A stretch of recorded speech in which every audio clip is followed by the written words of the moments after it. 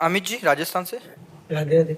राधे राधे महाराज जी। महाराज जी, हम लाडली जी की कृपा से सही रास्ते पे चलने का प्रयास कर रहे हैं, पर कई बार हमारा बुरा करने चाहता है कोई, फिर हमारे साथ बुरा व्यवहार करता है तो हमारा संयम टूट जाता है। महाराज जी, हमें सामने यही वाले तुम्हारी परीक्षा है, सही चलने की यही परीक्षा है। जब हम सही चलें और हमें गलत कहा जाए और हम अपने मार्ग से हिले नहीं, हमारे साथ गलत किया जाए, गलत कहा जाए और हम सही चल रहे हैं, हम सही ही चलें, यही हमारी परीक्षा है। ये थोड़ी कि हम दुखी हो जाएं, बैठकर रोने लगे। देखो, आप तो गृहस्थ धर्म में हो, हम भगवान के धर्म में हैं।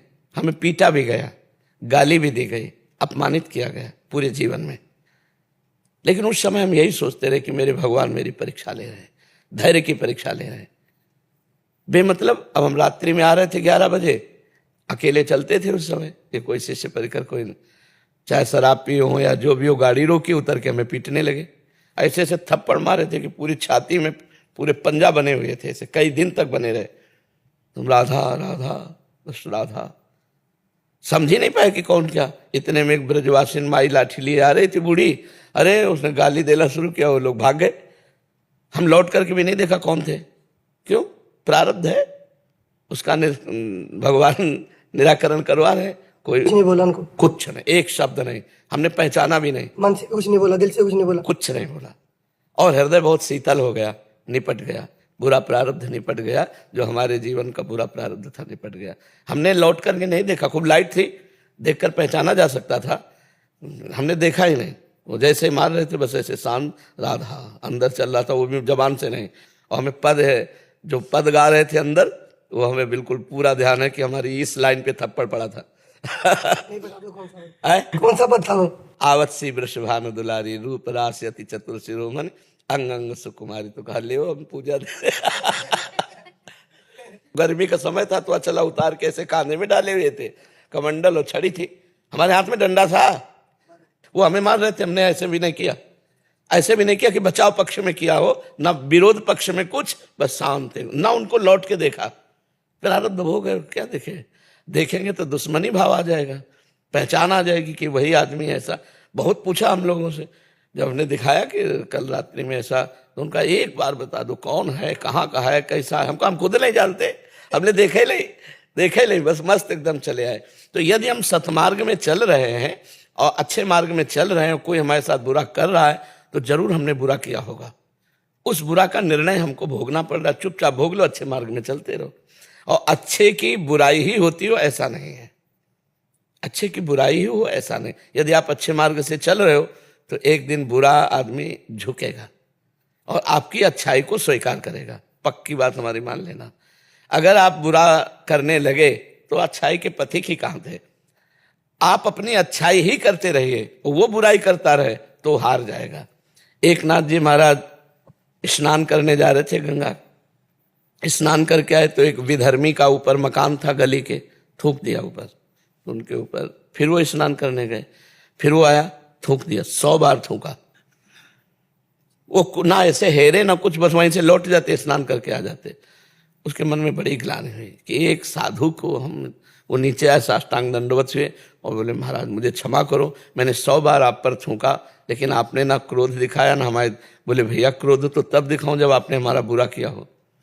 एक दिन में एक बार स्नान करता था, आपकी कृपा से 100 बार स्नान हुआ, इसमें तो आपकी कृपा हुई, इसमें आपने बुरा कहाँ किया।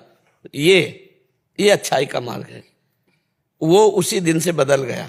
जब हम अच्छाई पे चलेंगे तो बुराई बहुत हल्की होती है, अच्छाई बहुत गरु होती है। हाँ, ये जरूर है कि अच्छाई पर टिके रहना बहुत कठिन होता है, क्योंकि बुराई जब अपना प्रभाव दिखाती है तो हमें खुद अपनी अच्छाई पर विश्वास लुटने की संभावना होती है, हटने की संभावना। अच्छाई को पकड़ो तो फिर पकड़े रहो, कुछ भी हो परिणाम देख लिया जाएगा। तो बुराई करने वाला भी अच्छाई पे आ जाएगा। जब जब अच्छाई ने अपना कठोरता से नियम पालन किया है तो बुराई को नष्ट होना पड़ा है और बुरे लोग अच्छे बने हैं। तो इसलिए हम ये ना सोचे कि हमारी बुराई हो रही तो हम अपने अच्छे मार्ग से हट जाए या बैठ के रोने लगे, दुखी हो जाए, ऐसा नहीं। महाराज जी, आपके जीवन का कोई अनुभव, आपसे कोई बहुत विरोध करता हो या द्वेष भाव रखता हो और बाद में आपका। हाँ, पास में एक संत रहते थे, तो जैसे कुछ लोग आते ही थे, तो 2 लोग 4 लोग आए, तो जब आते थे तो सेव है, संतरा है, ये वस्तुएं और उनका सामने कुटिया थी, तो जब देखते तो उनके हृदय में जलन होती थी, ईर्ष्या होती थी कि मेरे पास लोग आते नहीं। तो हम रोज उनको प्रणाम करते और जो वस्तु हमारे पास आती पहले उनके पास भिजवाते। लोगों के चले जाने के बाद अच्छी अच्छी वस्तु उनके पास, तो काफी दिन तक उनका द्वेष बढ़ता रहा। और जब हमारा रोज प्रणाम और कोई द्वेष नहीं, तो इतनी मित्रता वो करने लगे, मतलब इतना दैन्य होकर मिलने लगे कि जैसे एक बहुत पुराना मित्र मिलता है। महाराज पर इससे धैर्य तो ये साधन और नाम जप से ही मिलता है। हाँ, हमें दूसरों के सुख की तरफ देखना है। जो हमारा विरोध कर रहे हैं उनके सुख की तरफ देखना है। जो हमारा विरोध कर रहे हैं, हमारी निंदा कर रहे हैं, उनकी निंदा नहीं करनी। हमें उन पर विचार करना है कि वो ऐसा क्यों बोल रहे हैं। अगर मेरे में कमी है और वो मैं सुधार करूं और उनकी निंदा बंद हो जाए तो हमें करना चाहिए। और अगर मेरे में कमी नहीं है और वो निंदा कर रहे हैं तो फिर भगवान जाने, फिर हम उनका विरोध तब भी नहीं करेंगे। पर कभी तो सह लेते हैं तो कभी सह नहीं पाते, तो मतलब कैसे रेगुलर करते, जैसे आप नाम जप से सह। और सबसे बड़ी बात है कि हमें ये पता है कि मेरे भगवान मेरे साथ है। अगर मुझे थप्पड़ मारेगा कोई तो मेरे भगवान के आदेश से मारेगा, अगर भगवान के आदेश से मारता है तो मुझे सर झुका देना चाहिए। जैसे कभी कोई मार देता है तो तभी सह लेते हैं, पर फिर दोबारा ऐसे होता रहता तो फिर ऐसा नहीं होगा कि हर रविवार को पिटेगा, ऐसा नहीं होता। देखो ऐसा नहीं होता, ये केवल मन की गणित है, ऐसा नहीं होता। प्रारब्ध भोग है तो कभी कभी आता है, ऐसा थोड़ा होता है हर इतवार को आता है, हर शनिवार को आता है, ऐसा नहीं आता है। तो बहुत आता। भैया कहते थे कि नाम जप करता तब भी तेरे को इतना क्रोध आता है, क्या फायदा तेरे को? नहीं, क्रोध जैसे नहीं, फायदा तो अलग चीज है। जो नाम हमने 500 नाम जब किए हो तो भगवान के बैंक में जमा है, और क्रोध कर रहे हैं हमारी गलती है। हमको क्रोध से बचना चाहिए। अगर क्रोध करे तो अपना तेज नष्ट होता है, अपनी बुद्धि मलिन होती है, हो जाती है। ऐसा होता है कि सबका नष्ट हो जाता है, फिर बाद में होता है कि क्यों गुस्सा करा। नहीं, गुस्सा आए तो एक उपाय है, मौन। कभी तो मौन हो जाता है, कभी होता ही नहीं, तो और वो करता है कि नहीं, देखो इसका अभ्यास करे, अभ्यास से ठीक होता है। जैसे अभी कोई गाली देने लगे, हम मौन का, पहले महाराज जी ने कहा था मौन।